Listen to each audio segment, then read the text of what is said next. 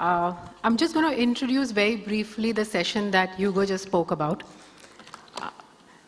For the first time, we realized that when we speak and attend workshops and delegations like these, you normally hear very, very coveted speakers talk about their experiences, their learnings, their growth stories, and what is the best that we can take it out from there and go back and implement it in our organizations.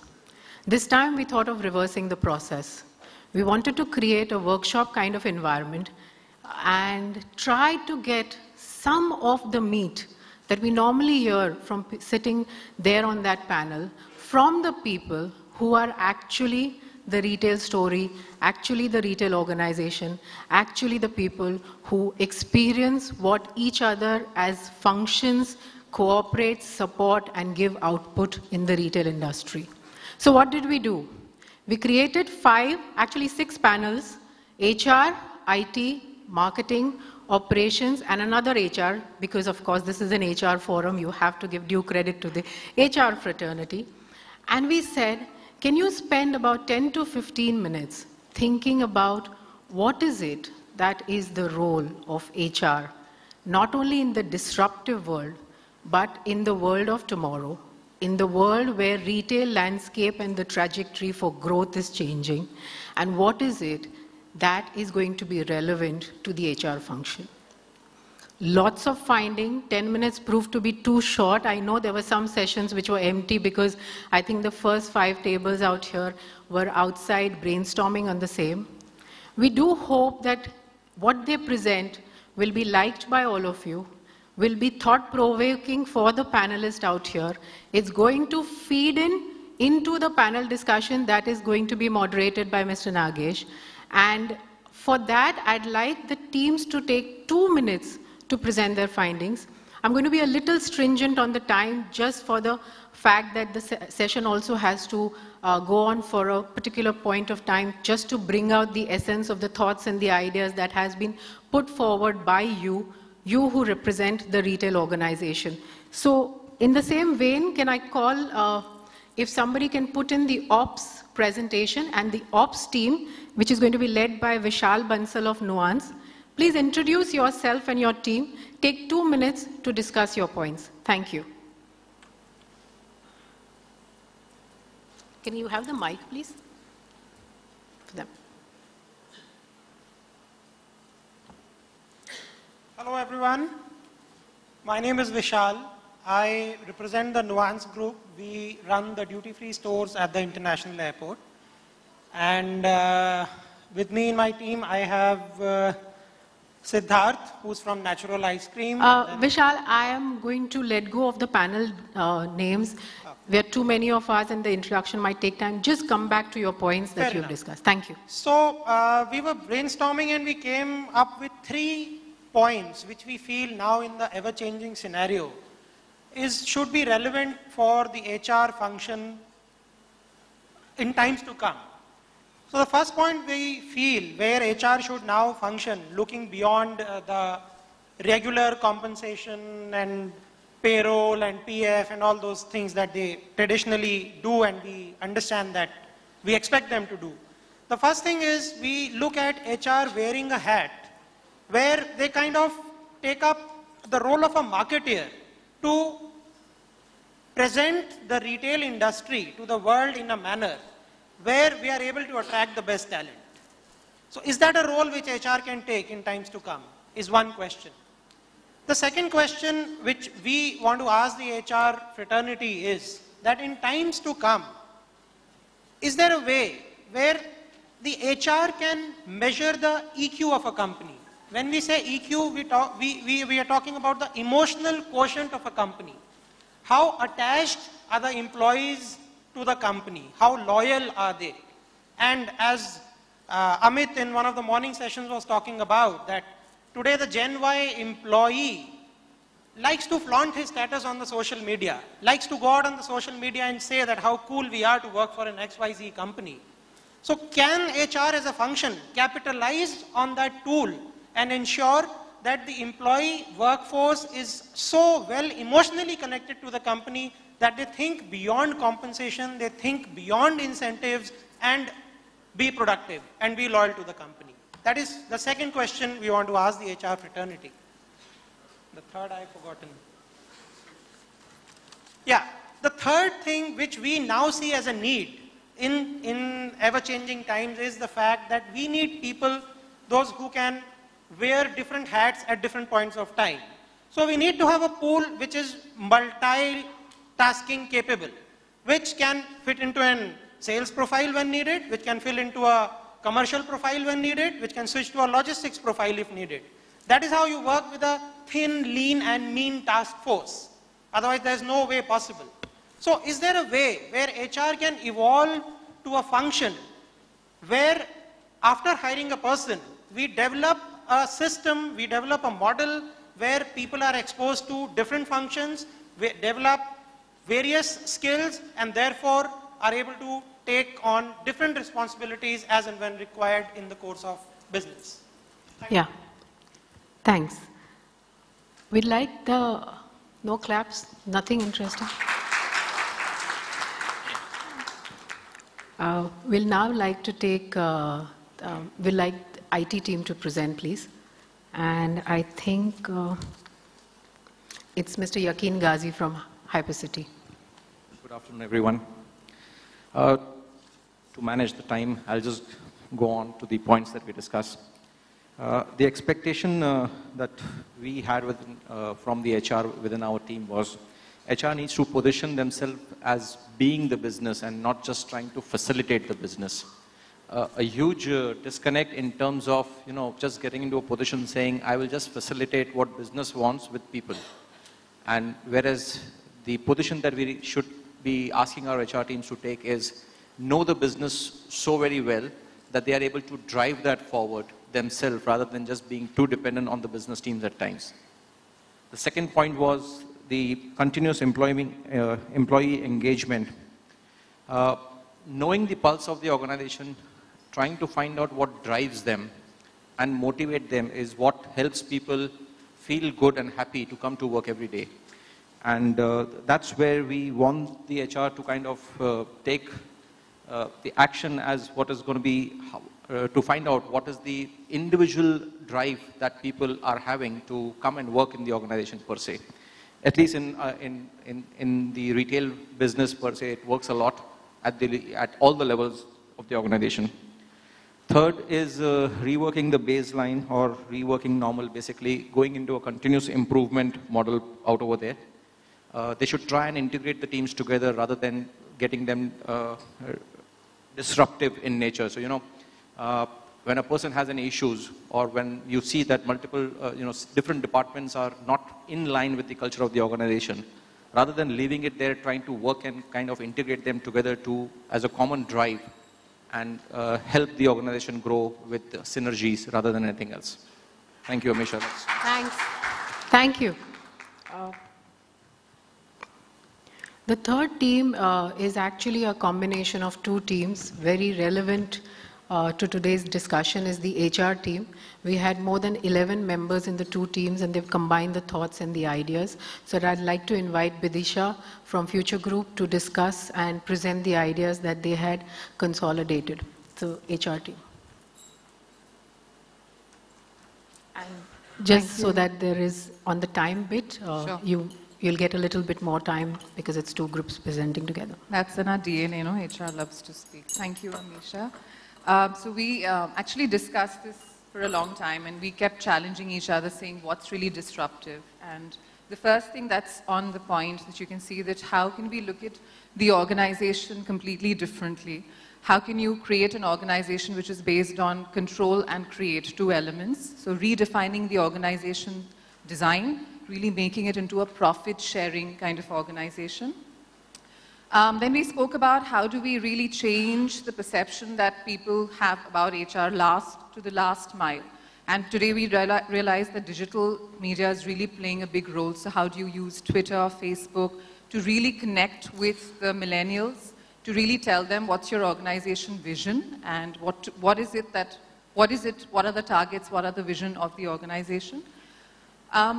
Then we really think that what we really came across is we felt that one area that we would really like to work is analytics, and predictive analytics. We spoke about what if we were able to really understand through analytics and data who were your top potential talent and when are they going to leave your organization. So how can you have data really tell a story, not just sit there, and how do you have the ability to connect all the dots and connect data to tell you a story, tell you who's going to quit the organization, therefore HR will be able to retain them. And what we really said that, how can you look at HR just beyond cake cutting, because usually when you say engagement, it's like, HR, cake cutting ke liye HR ko bulao. So the whole idea was that how do you reimagine engagement? And I think that happens is if you really understand the business that you're in. So for example, if we were working, a couple of us were from the lifestyle fashion business, we said that if we're really going to engage and motivate and reward employees in the fashion industry, why don't we send them for the Milan Fashion Week and Paris Fashion Week? I mean, that's really understanding engagement as per business. And we believe that the next point, we believe that job rotation at very senior levels. So I've had the privilege to work with people who've not been conventional HR, one of them in the panel today. And I think the ability to have very senior people who are business leaders move into HR roles, and likewise HR people move into business roles, so that you really understand what the business is, like resonating what the first group said. And the final dream of every HR person, saying that how does every senior person, any supervisor, really becomes an HR manager and does not see training and HR as a job that HR has to do? How do you really get business to own HR and have HR own business? So that's the dream that we had. Thank you, Amisha. Thanks. Thanks, Bidisha. The next team is the marketing team, and I think Mr. Umit Singh from Color Plus is going to talk about it. Hi everyone. We decided to stick to the 3 points and said how do we make it very short and crisp. So one of the things is that can HR be a creator of things rather than be an executioner or implementation of things. I mean, let HR create processes, systems, or let it create things which are in the system rather than saying, oh, I'm going to execute payroll or things like that. The other is that today people know, I mean, they've heard so much of the workspaces in the world. Someone's heard of a Google, someone heard of a Amazon, someone's heard of this IT company, that IT company. They have an expectations of a workplace. Can I create a workspace that meet my people's expectations? Can HR do that rather than doing that? The third is that today in this disruptive world, technologies keep changing, skill sets keep changing. It's easier to get new people in, but difficult to have existing people and improve on their skill sets so they can manage whatever the new requirements are. So can HR become that creator of skill sets for the existing workforce? So these are the 3 things that we worked on. Thank you. And organization is the legal team with so many licenses and various labor laws in the country. So Mr. Prashant Mehta from Shoppers Stop will present.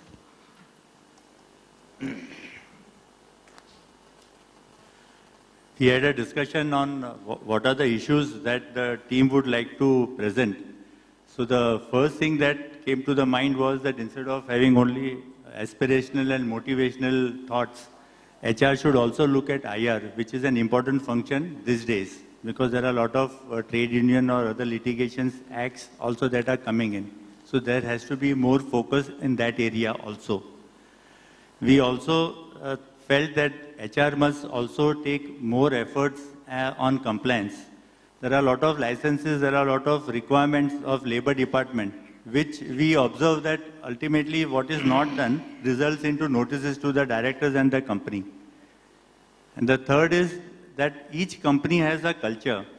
The HR has to select team which can be the requirement of that company.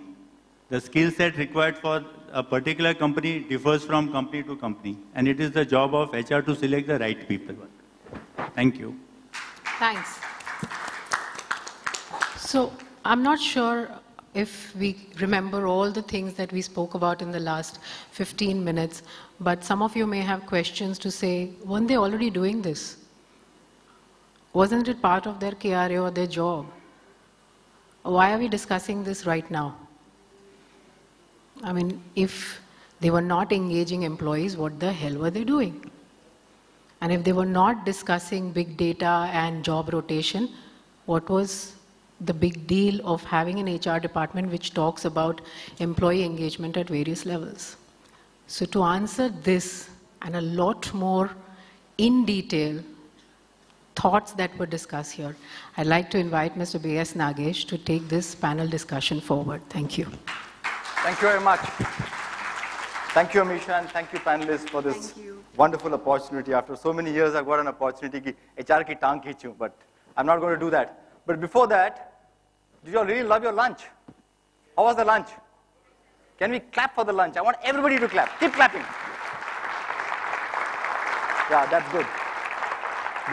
If I had asked you to clap for your HR head, you wouldn't have done it. So this was the only way I could ask you to clap, because clapping is also very good. All this pressure points and all that come together, and you can have good digestion, and after that you can have another round of snacks and things like that. So anyhow, as this whole thing was happening, all 6 tables were actually discussing, I sent my genie into the rooms. And I saw a lot of discussions, but dar ke koi bol nahi raha tha. And nobody wanted to put that into the statements, and I heard those. So I thought that since I am not accountable to any HR person or any CEO, okay, chances that I am getting sacked is not likely to happen, because some of you had that worry and didn't present. I thought, let me present those 5 points that I heard you, okay? Can you please put the next slide, which I had? Okay? Kya ho gaya yaar? Where is the slide? The last one. I call it as inner desires that couldn't be revealed. Okay, the first one was, hamari koi sunta nahi hai. Yeah? But why? I mean, if you are creating an organization and you are responsible for it, I mean, what is the problem in saying this? The second was, stop appraisals. How many of you believe that appraisals are not required in the organizations anymore? We'll come back to you to really ask this question, because I think it's a very, very strong. I'm sure you must have read that HBR article in Deloitte, which actually talks of saying you don't require appraisals, because if everybody is going to be working on projects, then why do you require annual appraisals? And if the attritions are happening in the front end at 3 months and in the back end at 9 months, then where is the guy going to be there in the 12th month to be appraised or to appraise? So that's the big question. The third was HR not to be involved in recruitment. You agree with this? How many of you are HR professionals here? Raise your hands. Just imagine if all these guys stop recruiting, because you won't have jobs, yaar. करोगे क्या? अभी करते क्या? 80% तो recruitment ही होता है ना? हाँ? Payroll and recruitment. So just imagine, they must be praying, कोई छोड़ेगा, तभी तो लेंगे हम. काम ही नहीं है otherwise. Yeah? Anyhow, that was the third point. The fourth point is what I loved. HR heads to become CEOs. How many of you who are HR heads are willing to take on the role of a CEO if today the industry decides that all the CEOs in your company will be sent on leave for 3 months? डर के आ रहा है. उसने हाथ उठाया. She has raised my hand, let me also raise, Yeah, see, when we asked how many of you are in HR, there were almost about 40-50 hands which came up. When we said how many of you actually want to become CEOs, there's just about 8 or 9 hands which came up. So I think this is an important question you have to ask.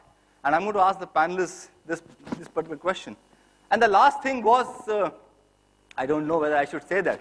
He says, scrap the department. Yeah? So only 1%.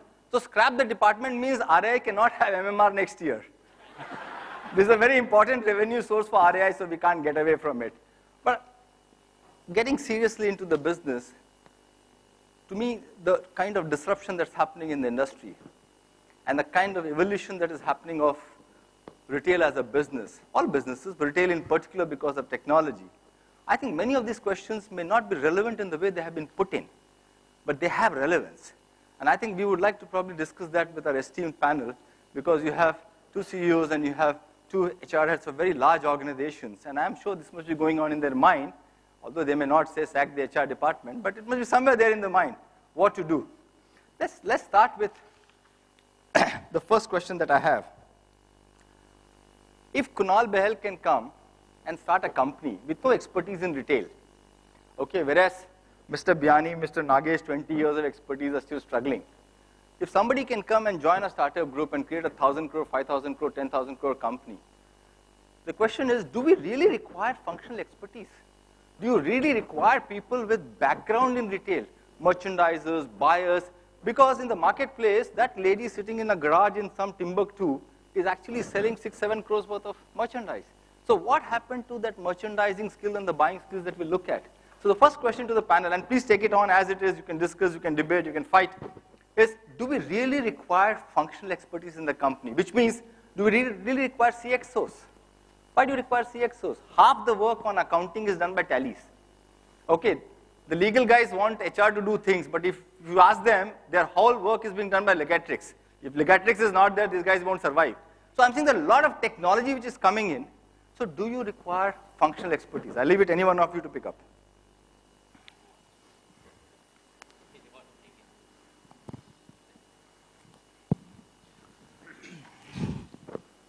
I'll put a spin to the question.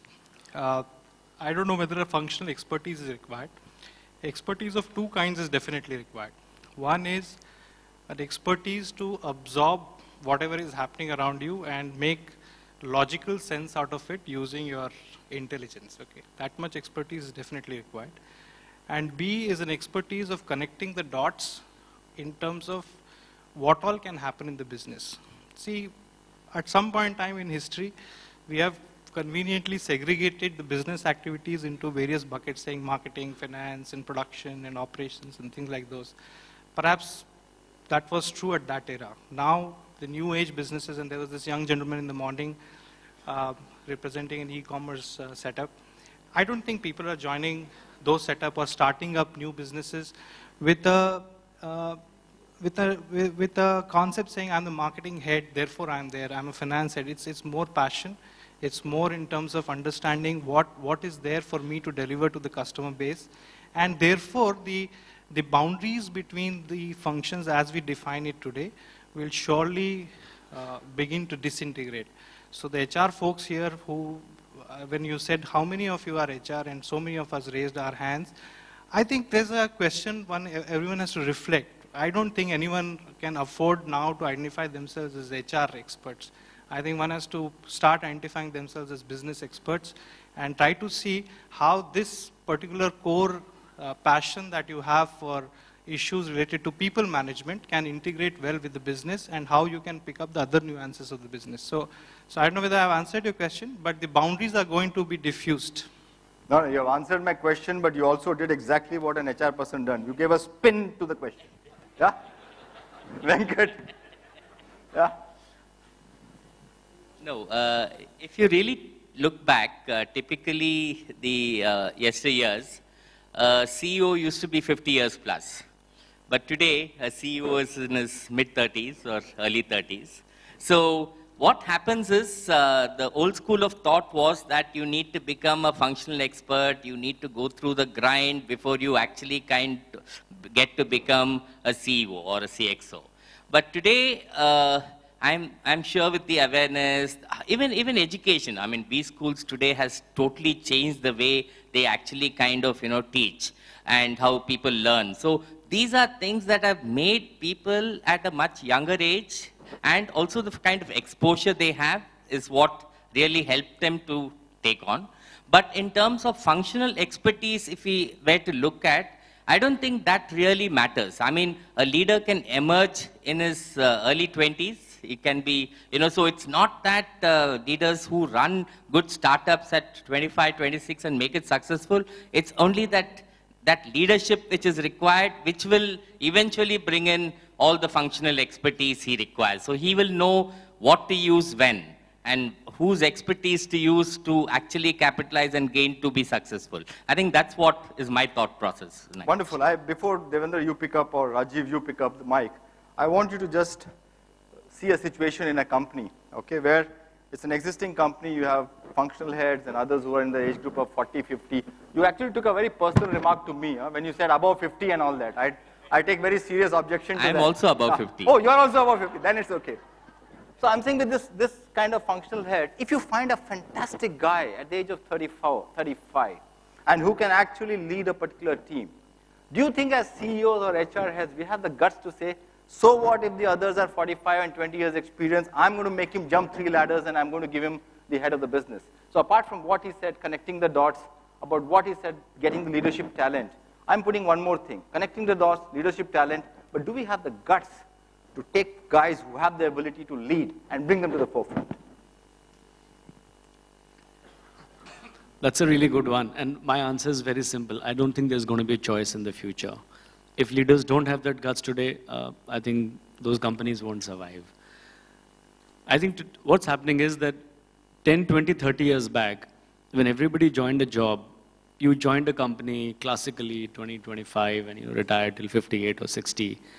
You actually were living someone else's dream, right? It was not your dream. But today we are in the world of startups, or even within jobs. I'm seeing a lot of entrepreneurial jobs which are coming in, where even bosses have realized that unless you give that freedom or a certain space within the professional job, you will not be able to hold on to that kind of talent. I think this dynamic itself will change the way the whole structure of these classical functions, HR, marketing, IT.